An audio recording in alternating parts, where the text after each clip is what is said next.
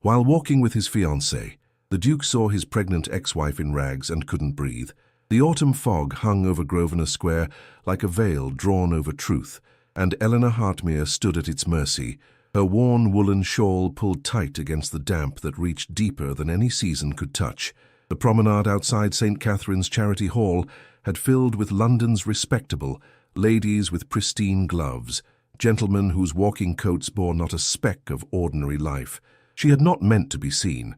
She had meant only to deliver the bandages Mrs. Kindred had asked her to sew, a quiet work for a woman no longer permitted to be anything else. But the bandages were heavy, and her condition, the unmistakable swelling beneath her patched skirt, made every step a confession. The bell of St. Catherine's had just sounded 2:30, and with it came the fashionable hour when the ton processed past the charitable halls as if visiting virtue itself. Eleanor kept her eyes downward, her fingers worrying the edge of her shawl, a habit born of years of learning to be invisible while standing in plain sight. It was the sound of recognition, a sharp, indrawn breath, unmistakable even beneath the murmur of society, that made her raise her gaze. There, not 20 feet from her, stood the Duke of Ashbourne. He was precisely as memory had preserved him, tall, composed, his charcoal coat cut with the exactness of a man who had never known doubt. But it was not his presence that froze the promenade into sudden stillness. It was hers, walking beside him, Lady Clarissa Vale, whose pale lavender silks caught the gaslight like spun silver, whose hand rested on his arm with the certainty of possession. She was smiling, that perfect smile that contained nothing but calculation. Behind them the ton had begun to whisper, a sound like wind through winter branches. The Duke's eyes found Eleanor's across the crowd. For one eternal moment, there was nothing. No recognition, no denial, only a man confronted with evidence of the life his silence had built. His breath ceased. Visibly, she saw his gloved hand tighten on Clarissa's arm, saw the color drain beneath his collar, saw his mouth form a shape that had no word for it. The pocket watch at his waist seemed to echo in the sudden quiet, as if the entire promenade had held itself suspended. "Your Grace," Lady Clarissa was speaking, her voice a knife wrapped in silk. "The air grows rather chill. Shall we proceed indoors?" But he did not move. His eyes remained on Eleanor, on the worn patch at her shoulder, on the threadbare hem of her skirt, on the way her hand had moved instinctively to shield her belly, and on the letter she had retrieved from her pocket that very morning, the one with his own hands writing upon it, its russet wax seal cracked from being opened and folded and opened again across sleepless nights. She had been clutching it when he arrived, and now it was visible, the cursive of his initial catching the light. "I beg your pardon," someone murmured to the left, a duchess perhaps, or a countess. "Is that not the Hartmere woman, the one whose marriage was dissolved?" another voice supplied with the precision of a knife-severing rope. "Some years ago, most irregular. And now," a third voice added, low and thick with scandal, "she finds herself in such circumstances. One can only imagine the cause of her condition." Eleanor felt the weight of 100 stares, each one a small violence. She had survived worse, or so she had told herself during the lean months when bread was counted in pennies, and her child had grown steadily beneath her ribs without mercy or respite. She had survived abandonment. She had survived hunger, but she had not survived being seen by him. Not like this, not when his future stretched so perfumed and spotless beside him. The Duke's mouth opened as if to speak, then it closed again. His hand unclenched from Lady Clarissa's arm, and something, a tremor, a weakness, crossed his features like a shadow across stone. "Your Grace," Clarissa said again, her voice now sharpened with concern that was not concern at all. "Surely you are unwell. We must return to the ducal carriage. Such exposure to the fog cannot be wholesome." And in that moment, Eleanor understood with terrible clarity. He would turn away. He would choose the spotless future. The letter in her hand, with all its uncompleted promises, would remain her only inheritance. She pressed the edge of the sealed paper against her palm, as if it might anchor her to something, to proof, to dignity, to the memory of a man who had once said, "I shall protect you always," but he did not protect, he chose. And the ton, watching, learned which of them mattered and which did not. The church bell sounded again, indifferent to shame or title, marking the hour as it always had, as it always would. Mrs. Beatrice Kindred had not asked Eleanor to explain the trembling in her hands when she returned the bandages to the workroom. The older woman had seen enough of life's small devastations to recognize the particular kind of breaking that words could not repair. She had simply poured a cup of strong tea, added a precious measure of honey, and placed it within reach, then returned to her ledgers as if she had noticed nothing at all. The refuge workroom occupied the entire third floor of St. Catherine's Hall, a long space filled with the practical instruments of survival. Tables bore thread, cloth, needle cases. Shelves held medicines in brown glass bottles, and in the corner, a narrow bed where women came to sit when standing became a burden. Eleanor had come here first, when she realized she carried the Duke's child and had nowhere else to bear it. She had come here believing herself damned, only to discover that Mrs. Kindred did not deal in damnation. She dealt in shelter and silence, and the understanding that many good women fell through the cracks society had carefully engineered. "You have been out," Mrs. Kindred observed, not looking up from her accounts, "and you have encountered something that disturbed you." Eleanor did not answer immediately. Instead, she withdrew the letter from her skirt pocket and placed it on the table beside the tea. The wax seal, that distinctive russet seal bearing the Ashbourne crest, a lion rampant above a tower, glowed softly in the lamplight. Mrs. Kindred's pen stilled. She removed her spectacles and turned to examine the letter. When she spoke, her voice had taken on the tone of careful deliberation she used when making difficult decisions about which of her charges to protect most urgently. "You saw him," she said. "Not a question." "I was seen," Eleanor corrected, her voice steady, though her hands shook. "There is a distinction, is there not? To see requires some acknowledgement of the other. To be seen is to become a scandal, a remark, a warning told in whispers about what happens to women who are careless." She sank into the chair across from Mrs. Kindred, her condition making the descent both deliberate and painful. The child moved beneath her ribs, as if in response to the elevated emotion, and she pressed her hand there, a gesture so habitual now that it had become second nature. "Tell me what occurred," Mrs. Kindred said, and Eleanor did, sparing no detail. The promenade, the crowds, the fog that had suddenly felt thick enough to choke. The Duke's face, which had been carefully constructed from discipline and propriety, stripped bare of both, for one unguarded moment. The fiancé, perfectly gloved and perfectly cruel in the polished way that only those who have never known scarcity can be cruel. "He has a fiancée," Eleanor concluded, "and she will marry him in spring, and they will have children who will be taught that their father was a man of honor. And this," she gestured at the letter, at her own body, at the modest room where she had learned to survive on air and the kindness of strangers, "this will become folklore among the servants, a cautionary tale about the wages of sin. That is the story the Tun will tell," Mrs. Kindred agreed, setting aside her spectacles and folding her weathered hands upon the ledger.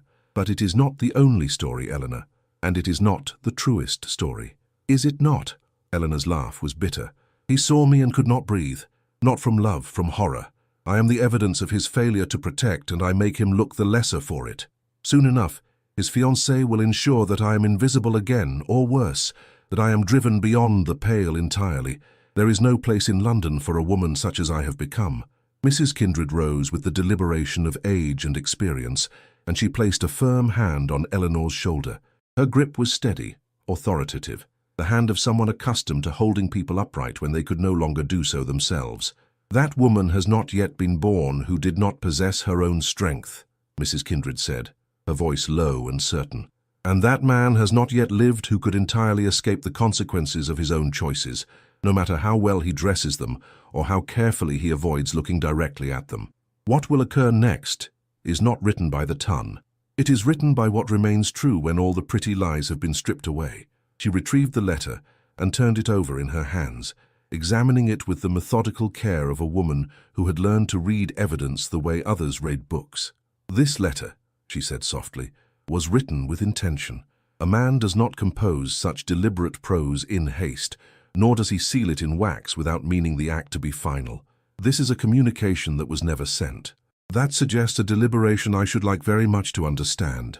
Eleanor had not thought of it in that way. She had carried the letter so long as evidence of what was, of promises unmade, of love conditionally given and then withdrawn. But Mrs. Kindred was right. The composition, the sealing, the placement in the Duke's own hands, these things spoke to intention, to moments of decision unmade.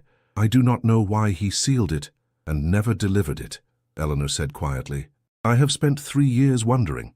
Then perhaps," Mrs. Kindred replied, returning to her seat with the letter carefully placed before them both, It is time that he was asked directly. And perhaps it is time that this city learned the difference between ruin and resilience, between the broken and the brave. Outside, the church bell tolled the hour, and in the workroom of St. Catherine's Charity Hall, two women sat in a silence that was not empty, but full of the kind of understanding that comes only to those who have learned to see with clear eyes. The Duke did not sleep that night. He had returned to Ashbourne House, had retired to his study, had locked the door against even his valet's knowing discretion, and had paced the Turkish carpet until the patterns blurred beneath his boots. Eleanor. After 3 years of careful, deliberate forgetting, the kind of forgetting that required constant, exhausting vigilance, she had simply existed into his line of sight, growing rounder with a child he could not name, wearing poverty like a garment she had not chosen. He withdrew from his desk the copy of the letter he had kept, the only proof that his conscience had survived his choices. It was dated 3 years and 4 months prior, written in the aftermath of the dissolution of their marriage, a union that had been conducted in haste, ended in shame, and preserved in silence by both their families as an unfortunate episode never to be revisited. "My dearest," it began, "if these words reach you, then I have found the courage that has thus far eluded me, but I fear I shall not be brave enough to send them. Fear is a most unhelpful counselor, yet it is the only one I seem to possess in this matter." He had written of guilt.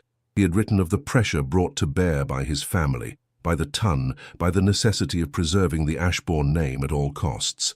He had written, and this was the part that made his current breathing difficult, that he would ensure her security, that he would never permit her to suffer for his cowardice. Yet suffer she had. It was written in every worn thread of her clothing, in the trembling way she had held her swollen belly, in the fact that she was still there, still visible, still a reproach to his carefully constructed respectability. Clarissa had not spoken to him since the promenade. Her displeasure was expressed through the perfect temperature of her smile, the precision of her distance, the way her letters to his office had become markedly brief. She had understood at once what the encounter meant, that the past refused to remain buried, that some sins could not be managed away through the proper marriages and the proper utterances. It was the Charity Hall's bell that finally drove him to action. He heard it from his study at 7:30 in the morning, and something in its toll, mournful, insistent, resolved the warring parts of himself into a single terrible certainty. He would see her. He would hear from her own lips what had occurred in the intervening years, and he would, despite every instinct of self-preservation screaming to the contrary, find some way to render the debt that had accrued in blood and silence. The workroom at St. Catherine's was exactly as he had expected, modest, methodical, filled with the unglamorous instruments of actual survival. What he had not expected was Mrs. Beatrice Kindred, who sat at a table as if she had been waiting for him specifically, her iron-grey hair and composed expression suggesting a woman who had long since ceased to be surprised by the follies of nobility. "Your Grace," she said, rising with the courtesy due to rank but not the deference suggested by fear. "You have come to inquire after Miss Hartmere's welfare, I presume." He had not expected to be confronted with her name, spoken aloud and without shame. "I have," he replied, and found that honesty came more easily than he had anticipated. "I fear I was unprepared for our recent encounter, and I am troubled by what I witnessed." Mrs. Kindred studied him with eyes that seemed to catalogue his failings without judgment. "Miss Hartmere is resting this morning. The exposure of yesterday's walk has fatigued her considerably. However, I believe there is a matter of correspondence that requires your attention." She produced the letter, his letter, the one he had sealed 3 years ago with the intention of never sending it. He recognized his own hand on the envelope, recognized the russet wax seal of Ashbourne, but the creases in the paper, the slight water damage at the edges, the careful way it had been preserved, these things spoke of a journey he had never authorized.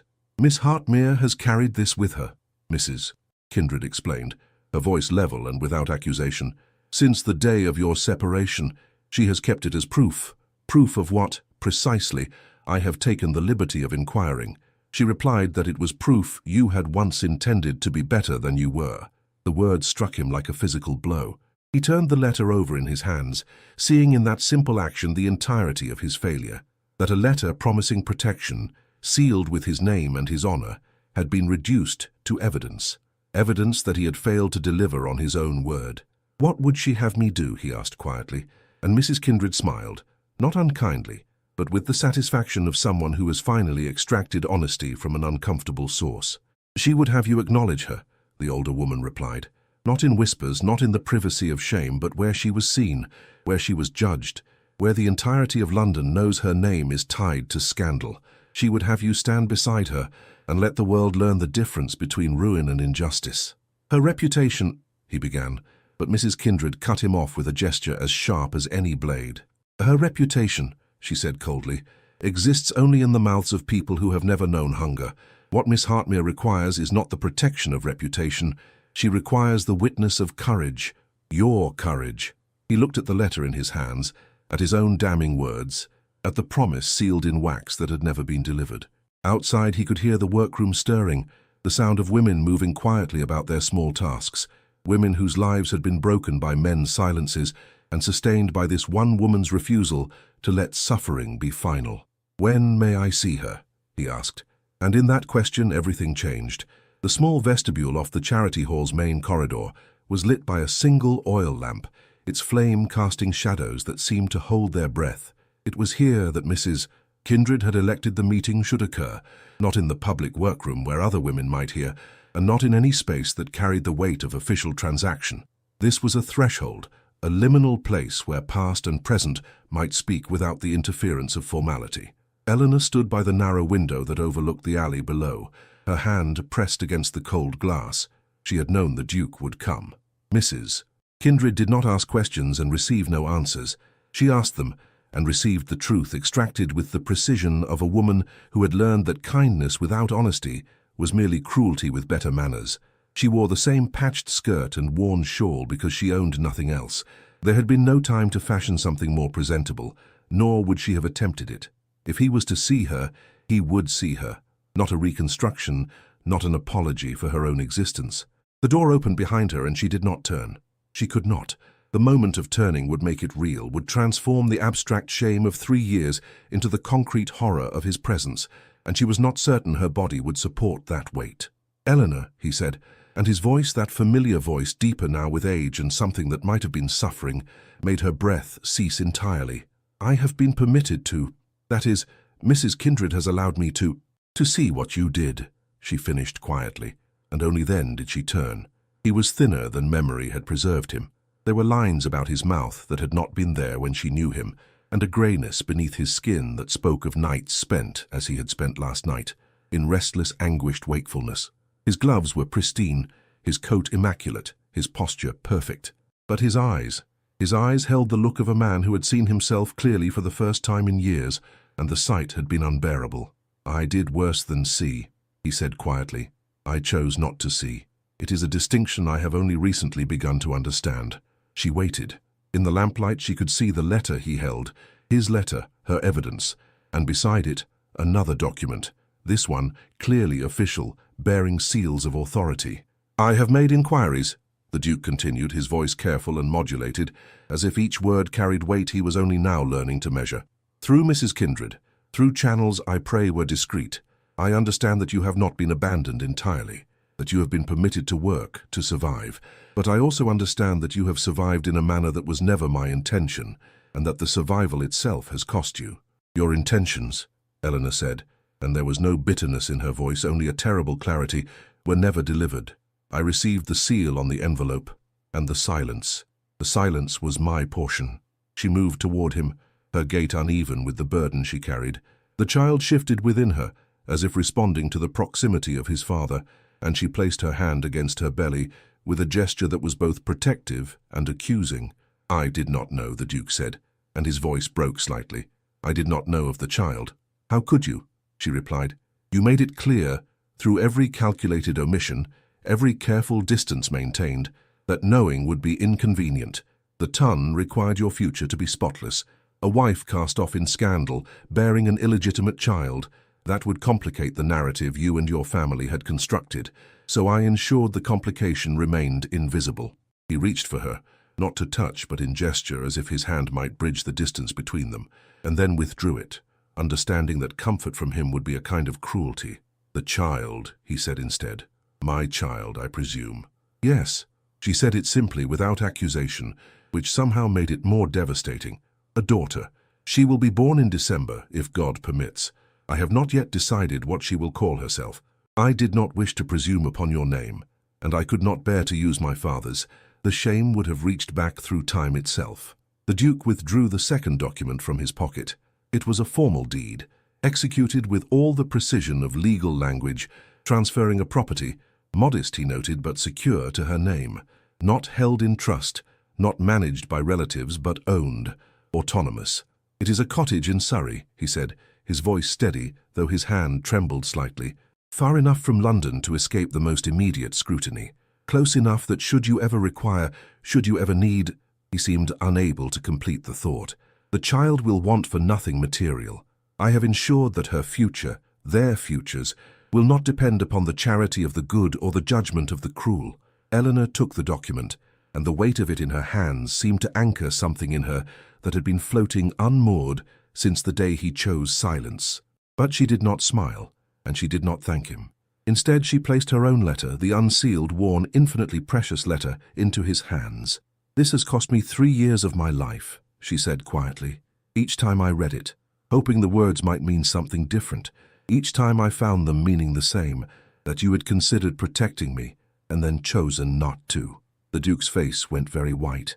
He looked at his own handwriting as if it was evidence of a crime, and in the lamplight of that small vestibule, the letter seemed to glow with accusation. "I should have sent it," he said, and the words came out as a confession, barely above a whisper. "I should have damned the consequences." "Yes," Eleanor replied, "you should have, but you did not, and now we both must live with what that silence has built." Outside, the church bell tolled, and in its sound was something like judgment, something like mercy, something like a reckoning that had only just begun. The drawing rooms of Mayfair had never been more efficient instruments of social warfare. Word of the Duke's departure from his office at an unusual hour, unusual enough to merit comment, had spread through the galleries and morning rooms with the speed of contagion. By the time Lady Clarissa Vale had received 3 separate callers, each bearing slightly different versions of the same rumour, she had constructed a narrative that served her interests precisely. The Duke had been seen entering the charity hall, not merely passing it, but entering, and whilst her spies could not confirm exactly which chamber he had entered, or for how long, the mere fact of his presence in such a place, a refuge for fallen women no less, was enough to set the machinery of propriety into its destructive motion.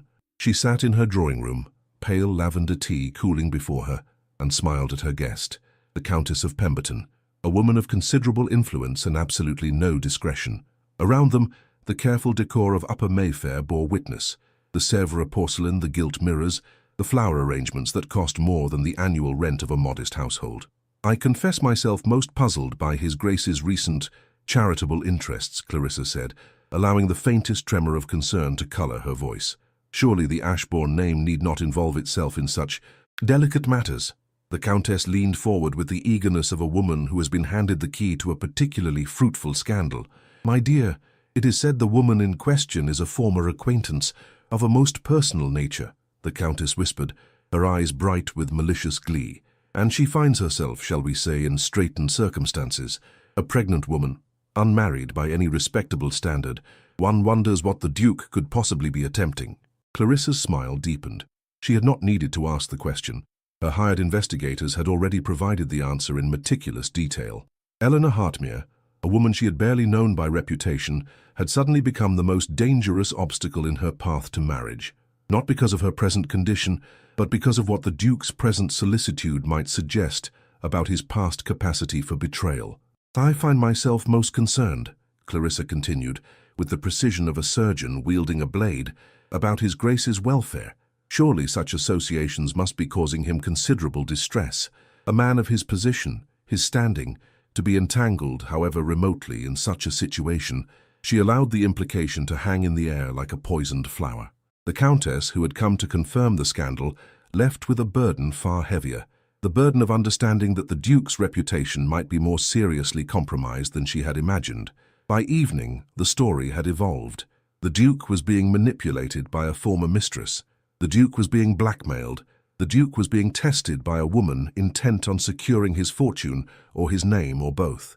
Each retelling stripped away context and added embellishment until the truth had been buried beneath so many layers of invention that no one could excavate it.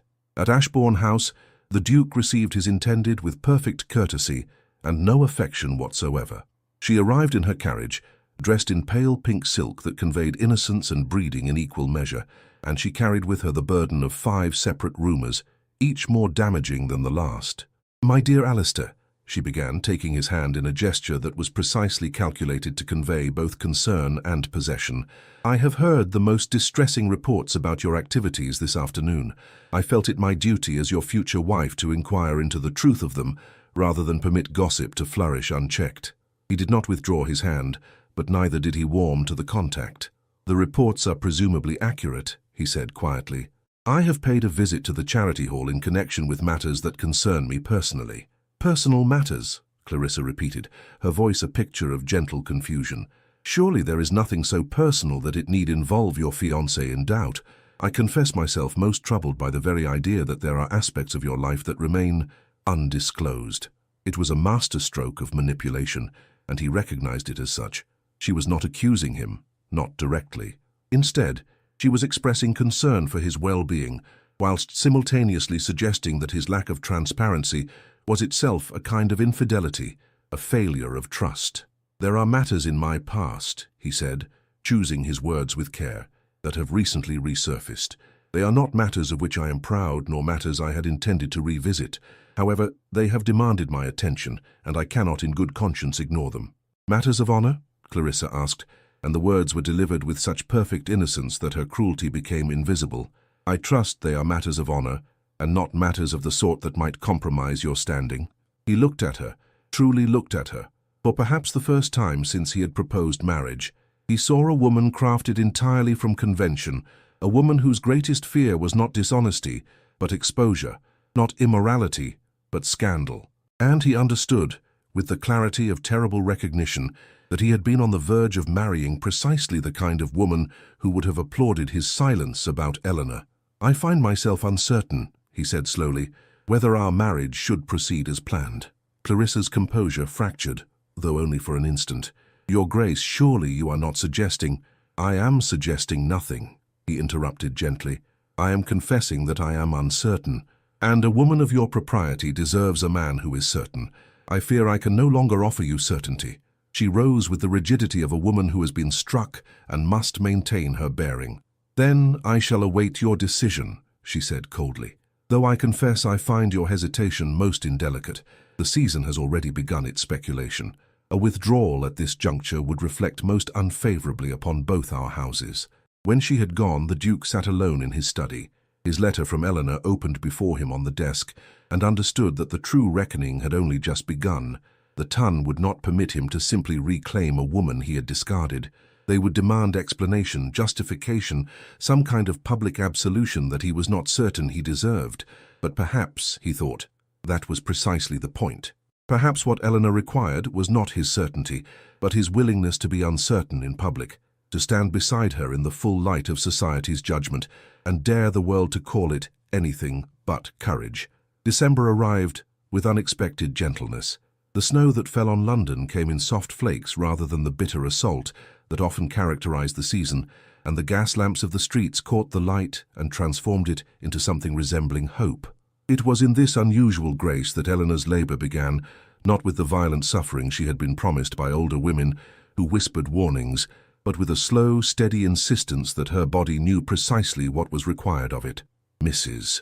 Kindred had taken her from the charity hall 3 weeks prior, had installed her in the cottage in Surrey with the kind of practical firmness that permitted no argument, and had ensured that a midwife, the best in the county, though no one need know that a duke had paid her fee, was present from the first signs of labour's approach. But it was the Duke himself who arrived as the child was being born, with no fanfare and no announcement. He simply appeared muddy from the journey, his coat soaked with the autumn rain that had caught him on the road, and he placed himself in the corridor outside the chamber with the attitude of a man who would not be moved regardless of propriety or convention. The midwife, a sensible woman of 60 years, who had delivered the children of dukes and peasants alike, took one look at him and did not attempt to bar his way. Instead, she said simply, "She will wish to know you are here." Whether that helps or harms the labor, I cannot say, but it is truth nonetheless. And so when Eleanor's daughter came into the world, small, fierce, already possessed of a cry that suggested considerable opinions about the manner of her arrival, the Duke was permitted to hear it. The midwife placed the infant wrapped in the softest linen that money could purchase, into Eleanor's arms, and then, with the discretion of long experience, withdrew to permit the parents such privacy as the moment allowed. He did not enter the chamber immediately. Instead, he waited in the corridor, his hands pressed against the cold wall, breathing as though he had been running. When he finally did enter, it was with the hesitation of a man approaching something sacred. Eleanor was radiant in the way that new mothers are radiant, exhausted, transformed, transcendent. Her hair had been loosened from its careful pins, and it fell across her shoulders in waves of chestnut that the lamplight caught and illuminated. But it was her expression that arrested him. Not joy precisely, but something deeper, the terrible, absolute clarity of a woman who had just proven her own strength in the most irrefutable manner possible. "Your daughter," she said quietly. "She has your father's forehead, I think, though I confess I only know him from portraits." The Duke moved slowly, as if afraid that sudden movement might shatter something precious. When he reached the edge of the bed, he knelt, an act of such deliberate humility that it contained its own declaration, and looked at the infant in her arms. The child's eyes were unfocused, as newborns' eyes are, but her expression suggested consideration, as if she too were taking measure of this man, who had arrived at the very threshold of her existence. "I have made arrangements," the Duke said, his voice steady and clear, "with a solicitor in London. The child will be legitimate, not through some private fiction, but through a marriage properly conducted, properly witnessed.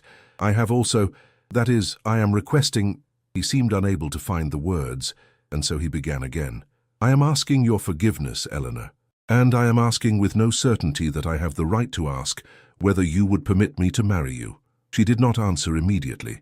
Instead, she looked at their daughter, at the new life that had emerged from sorrow and silence and stubborn survival. And then she looked at him, this man who had once chosen propriety over love, and who now seemed to be choosing differently. "The marriage must be public," she said finally. "I will not be hidden, Alistair. I will not be tucked away in some country estate, whilst you maintain your respectability in London. I will not permit our daughter to grow up uncertain of her own legitimacy. The Ton has seen me in rags and judged me accordingly. Let them see me as your wife, and let them learn to accommodate what they have deemed unaccommodatable." "Yes," he said simply. "Yes, whatever you require, wherever you require it." "And the letter," she continued, her voice carrying the weight of 3 years of stored hurt. "The letter that was sealed and never sent. I require that you read it aloud, in public, before whatever witnesses we gather. I require that London understand what promises were made and broken, and what promises at last are being kept." He nodded, understanding that this was not cruelty, but necessity, that she required not forgiveness, but acknowledgement, not erasure, but witness. Outside, the church bell tolled, and in the cottage in Surrey a new family, imperfect, hard-won, precious beyond measure, began the fragile work of becoming real. The announcement, when it came, struck London like an improbable revelation. The Duke of Ashbourne, only 3 weeks previous engaged to Lady Clarissa Vale, a woman of spotless pedigree and considerable fortune, had instead married, in a quiet ceremony in Surrey, one Eleanor Hartmere, a woman whose name had been synonymous with scandal for 3 years. Not merely married, but married with the explicit declaration that he was legitimizing a child born to them prior to the dissolution of an earlier, secret marriage.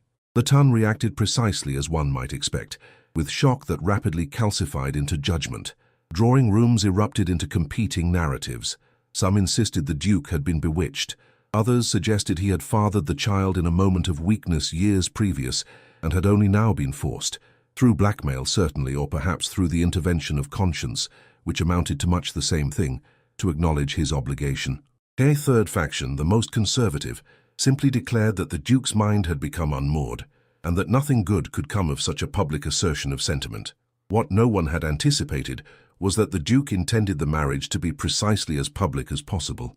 The wedding was to be a grand affair, he declared through his solicitors, to be held at St. Catherine's Chapel, with invitations extended to every person of consequence in London.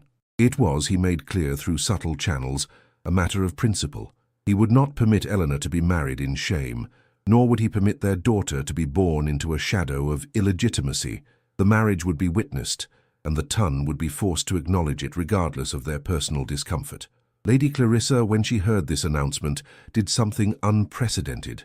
She wept, not with sadness, but with the pure, distilled rage of a woman whose perfect future had been dismantled by sentiment. She received no callers for a week. When she did emerge into society, she had constructed a new narrative with the precision of a woman skilled in the art of self-preservation. She had long suspected the Duke's character was flawed. She confided to carefully selected ears. His obsession with a woman of such dubious reputation proved what she had always feared, that beneath his courteous exterior, he was a man capable of being led astray by passion rather than propriety. But her narrative, however carefully constructed, was fighting a tide of fascination. The on-dits of London had shifted. The scandal was no longer about Eleanor's fall, but about the Duke's choice to catch her. And in that shift of focus, something unprecedented occurred. Sympathy began to creep into the discourse, tentative as new spring growth. It was Mrs. Beatrice Kindred who orchestrated the first philosophical rupture in the social consensus. She granted an interview, unprecedented for a woman of her position, to a young journalist of progressive sympathies, and she spoke with careful precision of the difference between shame and suffering. She did not name the Duke, nor did she need to. Her account of a woman driven into poverty through no fault of her own, kept from the child she was carrying through circumstance and silence, gave shape to something the Ton had been too comfortable ignoring, the mechanics of their own cruelty. The article, published in a liberal periodical, was read aloud in drawing rooms and debated with the intensity of theological disputation. Some declared it an unforgivable assault on propriety. Others found themselves, much to their own surprise, questioning the nature of propriety itself. Eleanor spent this period of turmoil in the Surrey cottage with her daughter, whom she had named Margaret after her own mother, and with the knowledge that in 3 weeks' time she would be required to walk into a chapel filled with every person who had condemned her and stand before them as a bride. Not a penitent, but a woman choosing to be visible. The Duke visited daily when his business in London permitted it, and on these visits he was tenderness itself with Margaret, who had begun to track his movements with the clear-eyed attention of an infant who recognizes patterns. But it was with Eleanor that his true fear emerged. "They will not forgive you," he said one evening, as she sat by the window watching the winter light fade. "No matter how public the ceremony, no matter how forcefully I assert my will, to them you will always be the woman who was seen in rags carrying my bastard. That will not change because I place a ring upon your finger." "No," Eleanor agreed, her voice steady, "but it will change because I stand there and demand to be seen accurately, not as a woman fallen into shame, but as a woman who survived what shame was meant to destroy. There is a difference, Alistair, between permitting others to diminish you and choosing your own truth in the face of their diminishment." She turned from the window to face him, and in the lamplight she was radiant, not with the false glow of beauty, but with the terrible, absolute clarity of a woman who had learned the difference between reputation and integrity. "I will stand in that chapel," she continued, "in whatever dress you provide, with our daughter in the care of Mrs. Kindred nearby, and I will marry you not because the Ton permits it, but because I choose it. And if they cannot accommodate that choice, that is their failing, not mine." He came to her then and took her hand, this small gesture that contained volumes of apology, of gratitude, of a love that had taken 3 years of suffering to articulate properly. "I'm grateful," he said quietly, "that your strength exceeds my weakness by such a margin." "You are learning," she replied with the faintest smile, "to be strong in a different fashion. That will suffice." Outside, the church bell tolled the hour, and in the cottage 2 people sat in the kind of silence that is not empty, but full of understanding earned through pain and purchased with the currency of truth. The morning of the wedding dawned with the kind of winter clarity that made everything visible, the frost on every window, the bare branches of London's trees rendered in precise detail against the pale sky, the city itself stripped of pretense. In the dressing room of the Surrey cottage, Eleanor stood before the mirror and barely recognized herself. The dress was ivory silk, perfectly modest, perfectly elegant. Nothing that might suggest the woman wearing it had been anything other than what she now appeared to be. But that was precisely the point. The dress did not redeem her. It revealed the falsehood in the judgment that had condemned her. She was the same woman who had stood in rags 3 weeks prior. The only change was that now society was being forced to see her clearly. Mrs. Kindred, present in her capacity as godmother to Margaret and guardian of practical propriety, adjusted the veil with hands that were surprisingly gentle for a woman so practical. "You are afraid," Mrs. Kindred observed, not as a question but as a statement of fact. "No," Eleanor replied. "I am terrified." But terror is not the same as fear, is it? Fear suggests uncertainty about what one should do. Terror is the clarity of knowing precisely what one must do and feeling the weight of it. "Then you are well prepared for what awaits you," Mrs. Kindred said, stepping back to survey her work. "The chapel is already filling. I gather the Duke did not exaggerate the scope of his invitation. Nearly everyone of consequence in London is present. The journey to the chapel was conducted in a carriage of almost ostentatious elegance, and Eleanor watched the streets pass with the attention of someone committing every detail to memory. There were people at the windows of shops, women standing in doorways, servants pausing in their work to observe the passage of the ducal carriage. By evening, every person in London would know that this wedding had occurred. When she entered the chapel, every head turned. For a moment, a terrible eternal moment, there was absolute silence. Then from the back of the chapel, someone began to applaud. Mrs. Kindred, stationed near the entrance, had begun a measured, deliberate clapping of her hands, and the sound echoed through the stone vault like a challenge. One by one, others joined, not the most conservative of the ton, but enough to create the impression that some portion of society was willing to witness this moment without condemnation. The Duke stood at the altar, and when his eyes found hers, the entire chapel seemed to contract around that single point of connection. He was dressed in the black coat of ceremonial formality, with the Ashbourne crest at his throat, and as she walked toward him, she understood that he was deliberately placing himself in the public view, deliberately making himself accountable. The vicar, an elderly man of considerable conscience and no small amount of political acumen, conducted the ceremony with a solemnity that suggested this was precisely the kind of union that church and society both required, not scandal, but redemption. When he spoke of the bonds that unite two souls, his eyes rested deliberately on Eleanor, as if to acknowledge that her soul, too, was capable of bond and fidelity. But it was the final element, the element that Eleanor had insisted upon, that transformed the ceremony from marriage into reckoning. Before the couple could be pronounced married, the Duke stepped forward with the letter, the unsealed, worn, precious letter with its cracked russet wax seal. The murmur that moved through the chapel was immediate and electric. Everyone present understood that this was not ritual, but confession. "Before these witnesses," he said, his voice carrying to the farthest corner of the chapel, "I must read words that I wrote 3 years ago and failed to deliver. I must read them now, publicly, so that London understands precisely what promises I made and broke, and what promises I am now endeavoring to keep." He unfolded the letter and began to read. "My dearest Eleanor, if these words reach you, then I have found the courage that has thus far eluded me. But I fear I shall not be brave enough to send them. Fear is a most unhelpful counselor, yet it is the only one I seem to possess in this matter." His voice wavered slightly, but he continued, "I loved you from the moment I knew you. I loved you through the pressure brought upon me by family and duty. I loved you even as I permitted them to convince me that our union was impossible, that my name, my title, my inheritance could not survive the taint of your simply existing in a manner that did not match their expectations." There was not a sound in the chapel now. Even Lady Clarissa, seated in a position of calculated visibility, had gone very still. "I have written this letter as a confession of cowardice. I have sealed it as a vow that one day I will be braver.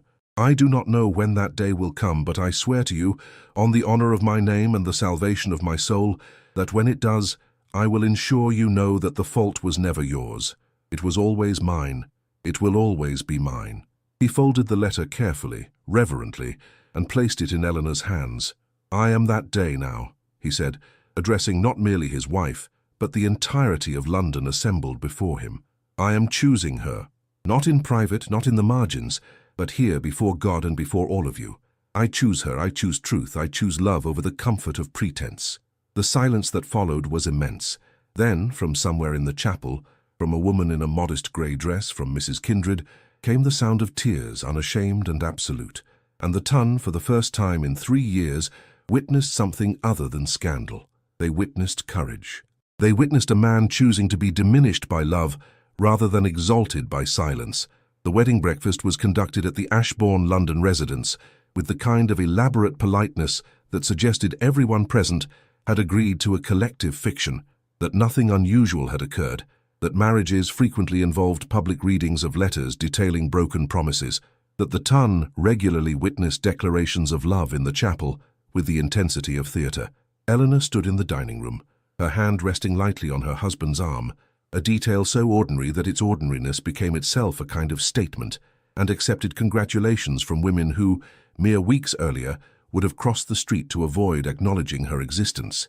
Some of these congratulations were genuine, others were clearly transactions, a way of ensuring they had backed the winning narrative when the dust of scandal had finally settled. Lady Clarissa did not attend the breakfast. Her absence was more eloquent than any presence could have been, a final withdrawal of the social approval upon which she had built her entire identity. It was whispered that she had departed London for the continent, that she was quite beside herself with mortification, that she was already cultivating the friendship of a minor German prince with the intensity of a woman determined to remake herself entirely. The Duke found considerable satisfaction in knowing that her suffering was, in fact, merely the discomfort of diminished status, that she was experiencing for the first time the particular sting of being seen as less than she had believed herself to be. It was a small cruelty, but a comprehensible one. What occupied his attention more fully was the observation of his wife. Eleanor moved through the room with a grace that came not from breeding, though she had been gently born, but from the hard-earned knowledge of having survived. She did not perform happiness. Instead, she permitted herself to be present, to be genuinely engaged in conversation, to allow the armor of restraint to lower just slightly. When she spoke of Margaret, their daughter sleeping in the nursery above, unaware that her legitimacy had been purchased at such a public price, her face transformed entirely. The careful control, the dignity earned through suffering, gave way to something simpler, a mother's absolute and uncomplicated love. "She will grow up," Eleanor said to the Duchess of Hampshire, a woman of considerable progressive sentiment, understanding that shame is not inheritable, that the circumstances of one's birth do not determine the worth of one's character, that a promise once broken can be repaired through courage and public acknowledgement. "A remarkable gift," the Duchess replied, with the kind of approval that suggested she had begun the process of revising her understanding of the entire scandal. "You are quite formidable, Your Grace, if I may say so. I confess myself impressed by your composure." "It is not composure," Eleanor corrected, with an honesty that caught the Duchess slightly off guard. "It is simply that I have already experienced the worst judgment society can offer. There is a certain freedom in that. One ceases to be afraid of the thing one has already survived." By evening, the last of the guests had departed, and the Duke and Duchess were permitted to retire to their chambers. But before they did, Eleanor requested that they visit the nursery, where Margaret lay sleeping in the pale luminescence of a carefully tended fire. She was impossibly small, this daughter of theirs, barely 3 weeks old, still in that state of profound vulnerability that made even the most hardened heart acknowledge its own fragility. The Duke stood over the cradle and looked at this small creature who carried his name, his blood, and now, irrevocably, his public acknowledgement. "She will be," he said quietly, "quite formidable herself, I suspect." "She will be whatever she chooses to be," Eleanor replied, standing beside him, without the weight of shame to diminish her choices. "That was the entire purpose, was it not? Not merely to marry you, but to ensure that she would never know the particular cruelty of being cast out." He took his wife's hand, a gesture that had by now become almost sacred, and they stood together in the dim light, watching their daughter sleep. Outside, the church bell tolled the hour, and the sound carried a different meaning now. Not judgment, but witness. Not condemnation, but acknowledgement. The Ton, after all, had seen them, and that seeing could not be undone. Whatever judgment they offered now, it would be offered in the face of truth, not speculation. It would be offered in the knowledge that the Duke of Ashbourne had chosen love over convenience, courage over comfort, and somewhere in London, Mrs. Beatrice Kindred sat in her workroom and permitted herself a small smile. She had seen enough of the world to understand that redemption was rarely as dramatic as novels suggested. It came slowly, through small choices accumulating into different patterns. It came through the stubborn insistence of one woman refusing to disappear, and one man finally gathering the courage to stand beside her. The letter with the cracked wax seal lay in the Duke's study, unsealed now, its secret revealed, its promise finally being kept.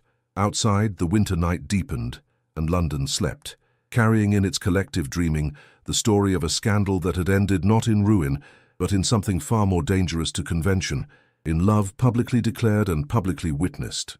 The spring that came to London in the year following the wedding seemed, to those inclined toward romantic sentiment, to have been orchestrated by some benevolent force. The gardens bloomed with unusual vigor. The light, when it fell through the windows of drawing rooms, seemed softer than it had been, less inclined to expose the flaws in furnishings and faces alike. And somewhere in the collective unconscious of the ton, the narrative had shifted so completely that few could now recall precisely how violently they had once condemned Eleanor Hartmere. She stood now in the gardens of Ashbourne House, watching Margaret, who had grown with astonishing speed as infants do, until she was no longer quite an infant, but a sturdy, determined creature of nearly a year old, chase a butterfly with the single-minded focus of someone engaged in the most important pursuit in the world. The child had her father's dark hair and her mother's grey-green eyes, and she moved through the world with a fearlessness that suggested she had inherited the courage of both her parents. The Duke stood at a distance, and Eleanor was aware of him there, as she had become aware of him in all circumstances, not as an intrusion but as a presence that had become essential to the geography of her own existence. He had been writing, she knew, a letter to the Home Secretary regarding the expansion of charitable institutions for women in difficult circumstances. His name, attached to such advocacy, carried weight. It was weight he was learning to use, not in service of his own comfort, but in service of something larger. "Your Grace," her lady's maid approached with the careful discretion of one who had learned to interrupt gently, "there is a visitor, a Mrs. Vale." The name created a small shock, not of fear, but of surprise. Eleanor had not heard from Clarissa since the wedding. The woman had, as rumour suggested, departed for the continent, and any expectation that she might return had long since faded into the background of ordinary life. She found Lady Clarissa in the drawing-room, and the change in the woman was immediately apparent. She was thinner, and there was a brittleness to her composure that had not been present before. But more than that, there was something that might have been humility, that rarest of qualities in a woman of her station. "I have come," Clarissa began without preamble, "because I find myself unable to continue in the fiction that has become my life, the fiction of my importance, the fiction of my virtue, the fiction that my rejection of you was anything other than the consequence of my own cowardice." Eleanor gestured for her to sit, and there was in the gesture not the warmth of friendship, but the courtesy of one woman to another who had begun a difficult confession. "I have spent the past year abroad," Clarissa continued, "attempting to reconstruct myself into something respectable. I succeeded to a degree. I married a Prussian count, a man of acceptable lineage and considerable indifference to virtue. I have established myself in a position of some note in continental society." She paused, her hands tightening in her lap. "And I am profoundly miserable." "I am sorry to hear that," Eleanor said, and meant it with the kind of compassion that comes only from having suffered oneself. "You need not be," Clarissa replied. "My misery is the natural consequence of my choices. But I came here because I owed you something, and I have long since decided that I would not die. And yes, one does eventually die, does one not, despite the careful management of one's circumstances, without attempting to render the debt." She withdrew from her reticule a journal, leather-bound and clearly expensive, and placed it on the table between them. "When I returned to London last month," Clarissa explained, "I visited my family home. I found in my mother's correspondence letters that the Dowager Duchess of Ashbourne had written to your own mother, letters detailing the pressure brought to bear on the Duke to dissolve his marriage to you. Letters that made clear that the fault was never yours, nor even truly his, but the fault of families terrified of change, of women, of anything that might disrupt the careful order of their worlds." She rose, and the movement seemed to cost her something, not physically, but emotionally. "I have spent my entire life," she said quietly, "believing that propriety was the highest good, but I have learned, through considerable suffering, that there is something far higher, integrity. You possessed it even in your rags. I did not possess it even in my silk. I am returning these letters to you because they belong to you. They are your truth, properly documented, and because I wish, before I return to my Prussian exile, to tell you that I was wrong, profoundly, catastrophically wrong." When Clarissa had departed, Eleanor sat alone in the drawing-room and read the letters that explained, in the careful handwriting of the Dowager Duchess, the entire architecture of the conspiracy that had destroyed her first marriage. The letters were damning, not because they revealed anything surprising, but because they rendered the machinery visible. They showed the calculation, the deliberation, the careful pressure that had been applied to convince a young man that his own heart was a liability rather than an asset. She did not weep. Instead, she felt something settle within her. Not forgiveness, precisely, but understanding. The women who had conspired against her had done so not out of malice, but out of fear. Fear of disruption, fear of change, fear that the world might be different than they had always known it to be. She brought the letters to the Duke that evening and watched his face as he read them. The pain there was real, but tempered now by the knowledge that pain, when witnessed and acknowledged, loses something of its power. "They are gone," he said finally. "My mother, your mother, all of them who participated in this conspiracy. And in their place, we have built something that they could not have imagined. A marriage based not on social calculation, but on love, on public courage." "We have built it," Eleanor agreed. "Together. That is what makes it real." By the summer, the scandal had completed its transformation from something shameful into something almost romantic, the kind of story that ladies would recount to their daughters, with the particular kind of sighing that suggests both disapproval and considerable admiration. The Duke and his wife had become fashionable, not despite their unconventional history, but because of it. There was something about their constancy, about the Duke's obvious devotion, about the Duchess's quiet dignity, that seemed to suggest that true love was actually possible in a world that had long since decided it was merely a fantasy for novels and ballads. Margaret, now nearly a year old, had become something of a sensation in her own right. The child appeared frequently in the gardens where the ton processed, and her presence seemed to have a softening effect on the most hardened of hearts. There was something about a baby born in scandal, now cherished and legitimate, that suggested the possibility of redemption was not merely theoretical, but practically demonstrable. It was at a charity gala, one of the many social events that had begun to feature the Duke and Duchess prominently, that the final element of the story crystallized. Mrs. Beatrice Kindred had been invited as a guest of honor, and she arrived in a carriage that the Duke had provided, dressed in new black silk that somehow managed to convey both practicality and dignity. The Duchess approached her immediately and embraced her with an affection that was entirely genuine, the embrace of a woman embracing the person who had made her survival possible. "Mrs. Kindred," Eleanor said warmly, "I wanted you to see something. A proposal that His Grace and I have been discussing with the Home Secretary. The proposal was elegant in its simplicity, an expansion of charitable institutions for women in difficult circumstances, funded by the Ashbourne estate and modelled directly on the work that Mrs. Kindred had pioneered. The first of these institutions would be dedicated in her name. She would be permitted to oversee it, to direct its operations, to continue the work that had sustained her throughout her life." When Mrs. Kindred understood the full scope of what was being offered, she wept, not with gratitude but with something deeper, the knowledge that her life's work, conducted in obscurity and without recognition, had mattered. It had mattered so completely that it had altered the trajectory of two lives and, by extension, the understanding of an entire society. "I do not deserve this," she said quietly. "You deserve far more," the Duke replied. "And if this is what we are able to offer, I pray you will accept it as a measure of our gratitude and our admiration." The remainder of the evening was spent in conversation and observation. The Duchess danced once with her husband, a public display of affection that would have been scandalous 5 years earlier, and was now merely noted as charming. She spoke with numerous ladies, and was astonished to discover that genuine conversations were possible now, conversations that did not require the constant vigilance of propriety, but that permitted actual human connection. When the evening concluded, and she had returned to Ashbourne House, Eleanor found herself in the nursery, watching Margaret sleep. The child had grown so much in the past year. She was no longer an infant, no longer fragile, no longer dependent entirely on others for her survival. She was becoming, incrementally and inevitably, a person. "She will know a different world than we did," the Duke observed from the doorway. "She will grow up believing that love is worth the cost of visibility, that integrity matters more than reputation, that a woman's value is not determined by the propriety of her circumstances. She will grow up believing what we have taught her through our choices," Eleanor agreed, "and that is perhaps the greatest gift we can offer." He came to her then and took her hand.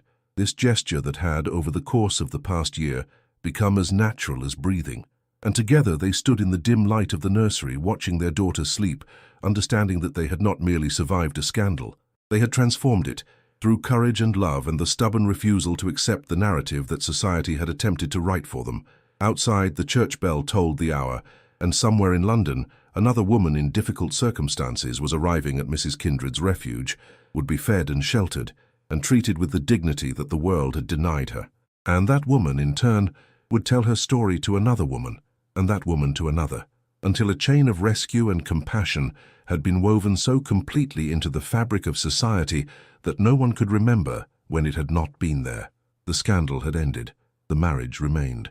5 years had passed since the day Eleanor Hartmere had stood in the fog outside St. Catherine's Charity Hall, worn and carrying a child that the world had deemed evidence of her shame. 5 years that had transformed not merely her life, but the collective consciousness of London itself. The Ton, which had such a remarkable capacity for cruelty when circumstances permitted, had proved equally capable of grace when confronted with evidence that grace was not only possible, but necessary. The Ashbourne Gardens in late spring had become something of a legendary setting.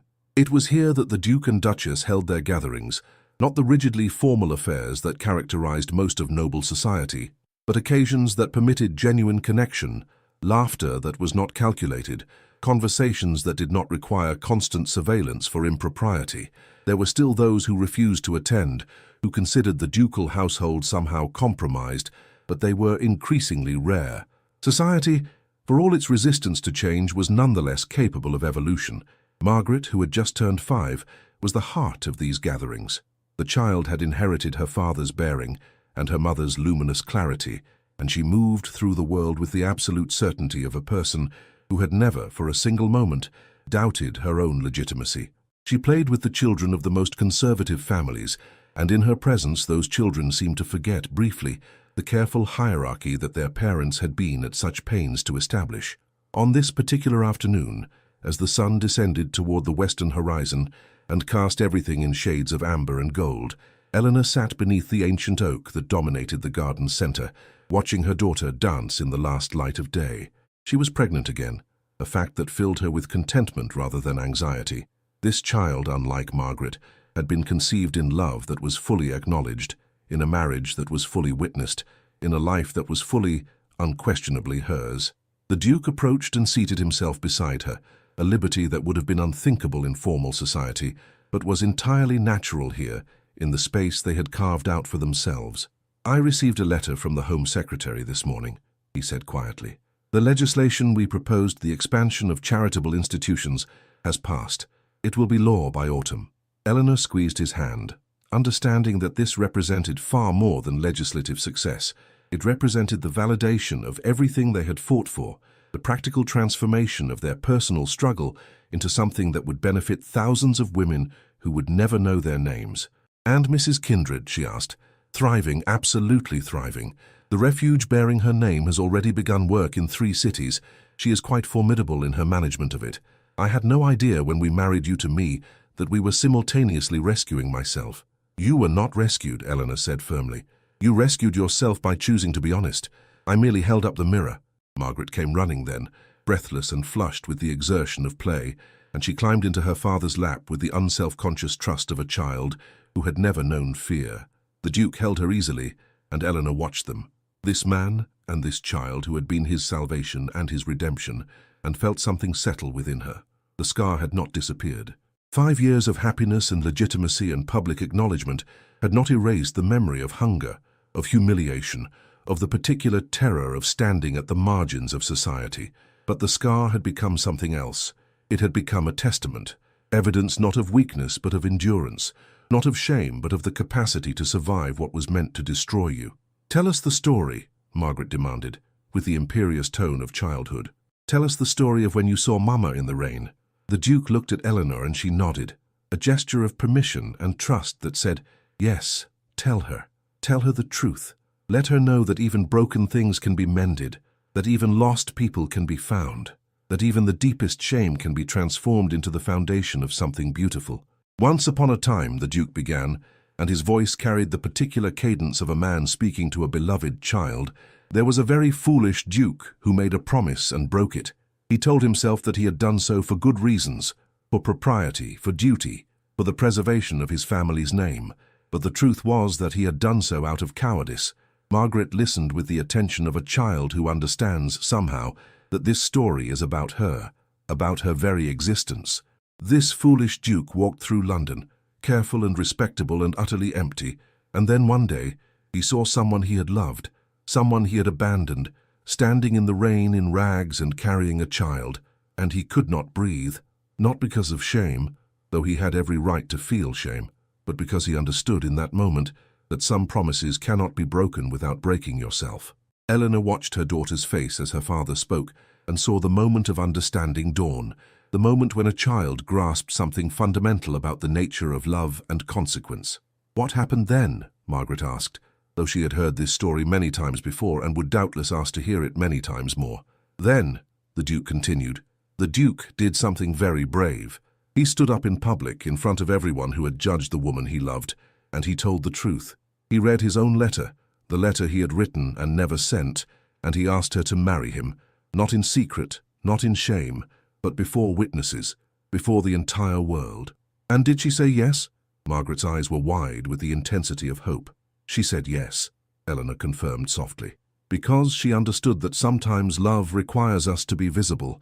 Sometimes the greatest strength we can offer is simply to stand unflinching in the light."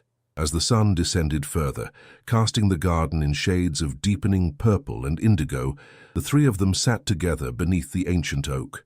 And in that moment, in the presence of a child born from shame and transformed into something beautiful, in the presence of a marriage that had required a man to choose love over comfort, in the presence of all the small, quiet victories that constitute a life lived with integrity, the scandal was not forgotten, but it was finally, completely transformed. The church bell tolled in the distance, and it no longer sounded like judgment. It sounded like benediction. It sounded like the sound of the world, incrementally and inevitably, learning to be kinder. Eleanor rested her hand on her belly, feeling the flutter of new life, and understood that this child, too, would be born into a different world than the one she herself had inhabited. A world slightly more just, slightly more compassionate, slightly more willing to see women not as objects of scandal or sources of shame, but as human beings worthy of dignity, love, and the chance to write their own stories. The scandal had ended, but what had emerged from it? The love, the courage, the transformation of a man and a woman and an entire society, that would endure. That would ripple forward through generations. That would become the foundation upon which a new, kinder world might be built. And in the Ashbourne Gardens, as evening deepened into night, a family sat together in the gathering darkness, holding one another close, understanding that they had not merely survived, they had transcended. They had taken what was meant to destroy them and transformed it into the very thing that would save them, again and again, for all the days of their lives. In the vast tapestry of human experience, there exists a truth so profound that it remains obscured by the very systems meant to protect us from it. Shame is never the inheritance of the fallen, but always the revelation of the system that condemns them. This story, the story of a duke who chose visibility over reputation, of a woman who demanded dignity over mercy, of a society that learned, incrementally and with great difficulty, that judgment and justice are not the same thing, teaches us something essential about the nature of love and redemption. We are taught from our earliest moments of consciousness that respectability is armor, that propriety is protection, that the maintenance of our social standing is the highest good to which we might aspire. And indeed, these things offer a kind of safety, but only to those for whom the system has already determined success. For those who find themselves outside the carefully constructed borders of acceptability, these protections become weapons. They become the instruments of an execution conducted in whispers and sidelong glances. Eleanor Hartmere committed no moral transgression. Her only sin was loving a man in a time and place where a woman's love was permitted only when it served the interests of property and lineage. Her only crime was becoming pregnant, the visible evidence of a love that was supposed to remain invisible and controllable. And for this, for loving and for her body's honest response to that love, she was cast into poverty and shame, whilst the man who had participated equally in her transgression was permitted to continue his life unmarred by consequence. The scandal was not that a duke had fathered a child outside of wedlock. The scandal was that he had possessed the power to escape accountability whilst she had not. The scandal was systemic. It was structural. It was the daily machinery of a society that had constructed itself entirely around the diminishment and control of women. Yet in the midst of this machinery, there occurred something radical. A man chose to break the machine. He did not do so because he suddenly became good. He had always possessed the capacity for goodness. He did so because he was confronted with the consequences of his silence, and because he possessed the courage to choose truth over comfort. And this is the real moral of the story. Redemption is not granted by society, nor is it purchased through the performance of penitence. It is earned through the willingness to be publicly, visibly, irrevocably changed. The Duke did not redeem himself by secretly providing for Eleanor's comfort. Thousands of men have engaged in precisely this arrangement, providing financial support for women they had wronged, feeling themselves absolved by the privacy of their charity. What redeemed him was his decision to render the truth public, to stand in a chapel filled with every person who had condemned his wife, and to defend her, to read aloud his own confession, to make himself, as well as her, visible to judgment. And Eleanor, in her turn, did not accept redemption as it was offered. She did not accept comfort, privacy, or the kind of half-measure that would have permitted her to exist in the margins of respectability. She demanded full acknowledgement. She demanded public repair. She demanded to be seen, and to be seen clearly by the entire society that had condemned her. This is what true courage looks like.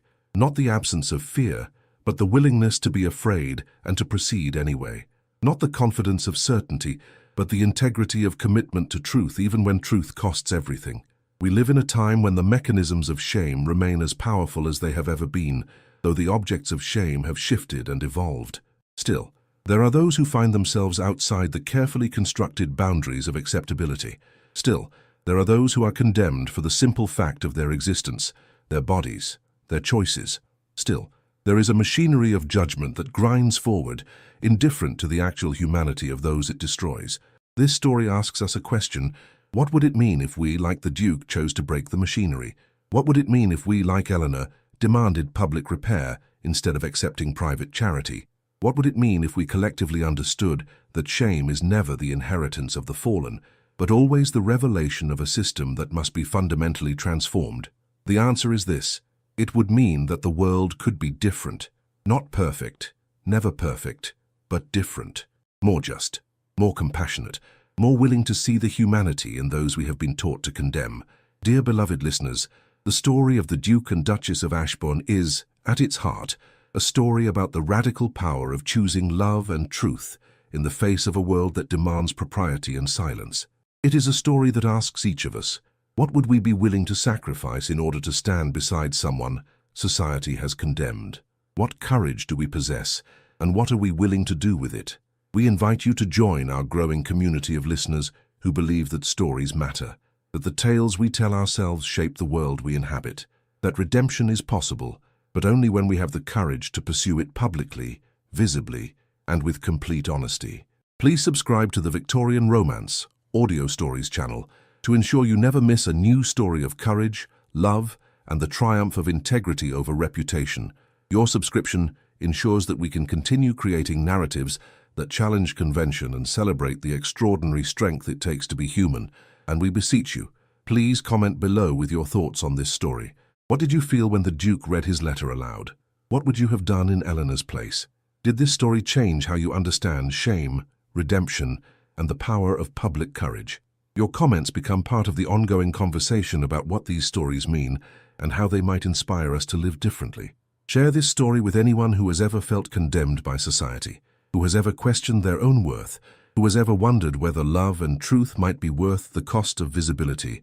Your voice, your engagement, your willingness to participate in this community transforms us from speakers into a conversation, and conversations, we believe, are where real change begins. Thank you for opening your heart to this story.